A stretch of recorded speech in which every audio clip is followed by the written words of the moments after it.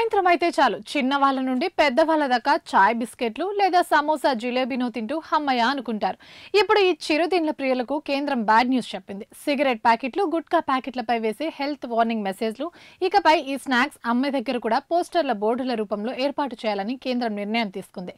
Cigarette త్రాగడం ఆరోగ్యానికి హానికరం అన్నట్లు సమోసా జిలేబీ తినడం ఆరోగ్యానికి హానికరమని ఇకపై పోస్టర్లు కనిపించనున్నాయి.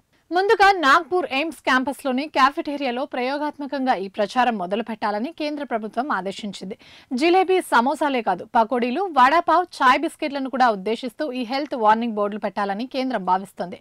ఆ తినుబండారాల్లో అధికంగా ఉండే నూనె, చక్కెర కారణంగా ఎలా రోగాల బారిన పడుతున్నారో తెలిపేలా ఈ వార్నింగ్ బోర్డులు ఉండనున్నాయి. అయితే ఈ ప్రచారం ఎందుకు అనే ప్రశ్నలకు తాజాగా కేంద్రం వివరణ కూడా ఇచ్చింది. మన దేశంలో ఊబకాయం, మధుమేహం, అధిక రక్తపోటు, గుండెపోటు వంటివి రోజురోజుకు పెరుగుతున్న పరిస్థితుల్లో ఆహారపు అలవాట్లపై ప్రజల శ్రద్ధ వహించాలని తెలిపే ఉద్దేశంతో ఈ హెల్త్ వార్నింగ్ పెట్టాలని నిర్ణయించినట్టు కేంద్ర వైద్యారోగ్య శాఖ తెలిపింది. ఈ తినుబండారాలను నిషేధించాలనే ఉద్దేశం ఏమాత్రం లేదని, కానీ ప్రజలు ఏం తింటున్నారనే విషయం వాళ్ళకు కూడా తెలియడమే తమ ఉద్దేశమని కేంద్రం తెలిపింది.